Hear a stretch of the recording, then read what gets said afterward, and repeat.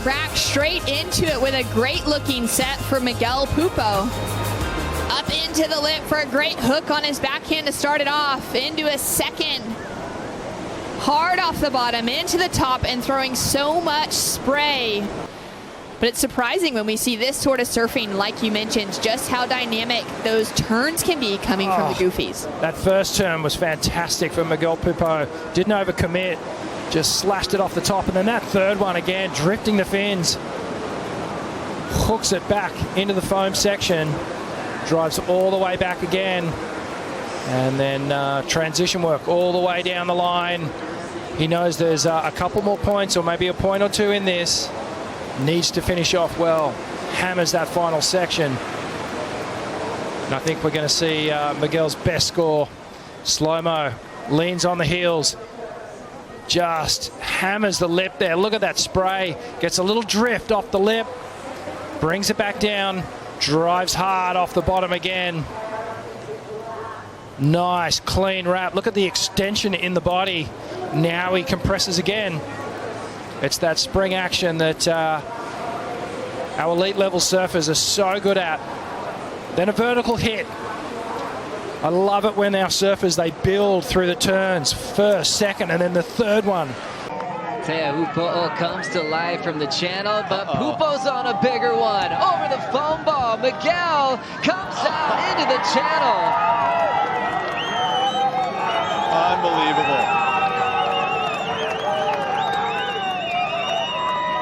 And watch your competitor behind over the foam ball, over another one, two in a row, and much more deeper, much more technical, bigger wave. So all of those elements translate into a bigger number. Be pretty surprised if it doesn't go in the best wave of the heat. That foam ball there, so tough. And again, that's why he is so good, is he's able to center himself much more over the wide point of the board. It's that stability and the ability to pump the board from that part. Look where his foot is. It is on the rail and his toes are up there. And then he's moving it around. This is the foam ball. He puts it, he plants it, glides over it, no worries. Another pump over the next foam ball, comes out with the spit. I'm surprised this doesn't go into the nines. What an interesting back foot.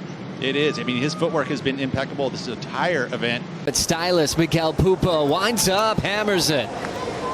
So much control off the bottom. Big carve. Trims it back into the power source. Let's check the replay here. One of the biggest sets of the morning, and bang, tight under the lip. Drives around again, up and under again, pushes a little harder. Comes to a shallower face. So he starts to wrap around the turns into the inside section, finishes clean. It's undeniably a good score, Joe. So impressive on his connections off the top. That sharp bite looks insane, and he extends through the lip line as well. Yeah, and just very committed surfing on the backhand. Look at this, just driving up through in the pocket. Staying right in the energy source. Leaning back onto that heel side, transitioning onto the toe side as he cuts back. I would like to thank you, Ross, because you were a guy that sent me a nice message. You said you had the same injury as me, so wow, Miguel. We can't wait to see you back as we check out this replay of Miguel Pupo. Wow, that was amazing. We were talking about how smooth this cat is, and that was such a gnarly, difficult drop. He made that look pretty casual. Look at him just standing tall right here, but I don't know. I mean, you're not going to get much more of a technical drop than that. That was really difficult, and he made it look easy. And here we go. He's going to shoot a serious score at Italo and put some heat on the champ. Yeah, Ross, I mean, look at his foot positioning on that board. He just barely got enough foot in the middle of the board to not dig that inside rail, and he controlled that thing so beautifully. As you can see. Will we see a wave into the excellent range, chasing a 7.07 for Miguel Pupo into the first turn, up hard into the second. A little chatter on the face of this wave. As we take another look at this one, could it go into that 7-point range? Yeah, well, look, the wave height's there. It's one of the sets. Miguel Pupo just tight under the lip. He's kind of channeling the great Mark Occhilupo on this one. Just that smooth backhand approach. And a little check outside to see what his competitor was doing, and then concentration back on the task at hand. Critical last turn to finish off. That one felt good, and he lets the emotions fly. Watch him sit down on this bottom turn. Holds it, holds it. Now he heads for the sky. Up under the lip. It's a different maneuver when they're sort of slicing off the top as opposed to kind of connecting with the lip and then coming back down. You can't overcook it. Otherwise, you'll end up blasting out the back. Yeah, now for the judges, paying attention to, you know, really critical maneuvers. As we look at this wave going below sea level, a bomb for Pupo. Engulfed in the spit, and he is flexing, waiting for the score. Needs an 8.63 to go into the lead. That was wild, Miguel Pupo. We heard the crowd start to erupt just at the sight of that wave. Tippy-toe takeoff, feet right up the board, so deep. Completely disappeared, that wave, just spitting the whole entire time. What an absolute bomb from Miguel Pupo. Just riding this to absolute perfection. The wave of the heat, this is going to be an excellent score. Special feeling for Miguel Pupo. Don't break that board, it looks good, brother. Wow. Set himself up so well. For Miguel, that would have felt nice and easy. Got control of the rail quickly. Wow, just the ability to be in that position. The positioning was where he had to be to make this wave because it drew out so much. His rail was engaged from the get-go. He didn't have to elevate a drop. And he's believing in himself. What did you see here, Pete? Well, I saw some beautiful turns is what I saw. That beautiful arc. Again, that power. You know, he starts those turns nice and early. He's placing them perfectly. And here, a good healthy mix. You know, the layback and then the forehand carve where he drives his back arm through the maneuver. And then there's the one where you throw it back behind you. So those are two different styles in the way to do a forehand snap.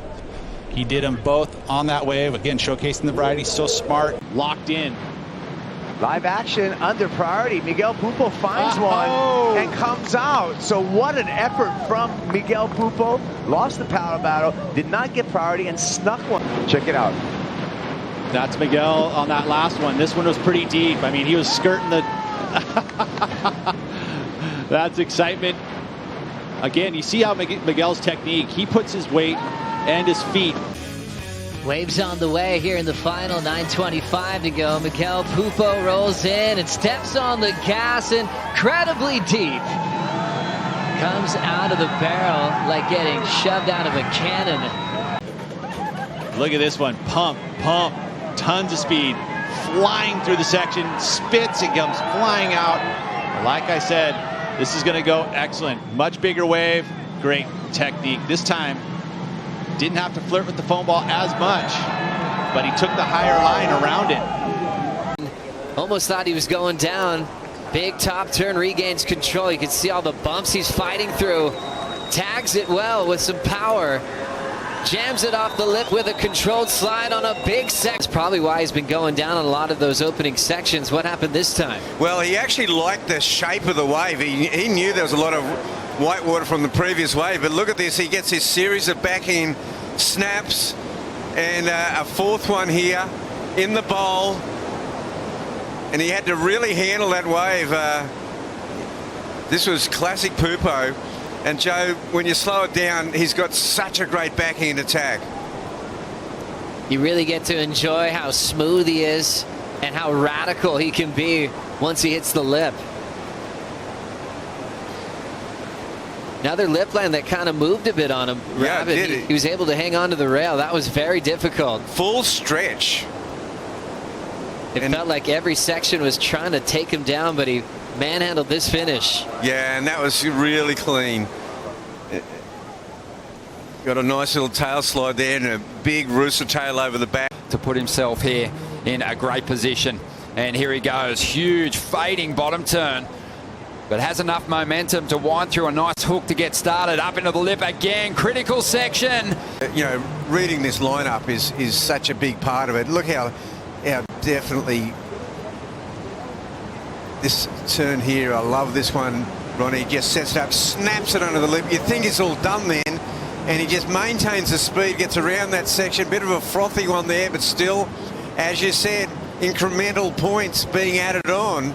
Well, hopefully we see a slow-mo replay of that first turn, but I mean, the first turn was really the bottom turn, and there was no double pumping it. He held that one line throughout the manoeuvre. Here's the money turn right here. It just snaps it under the lip. Beautifully done, executed, holds it up, goes down, free falls.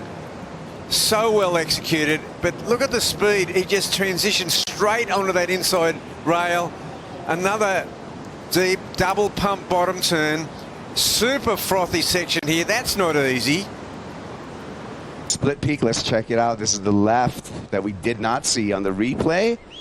And Miguel Pupo arcing through that first turn and jabs the finish. What about that for Miguel Pupo? Now he's definitely going to extend his lead on the rest of the field. Wow. Well, yeah, we have a leader, and it's clear. Miguel Pupo right now is the surfer to beat in this heat.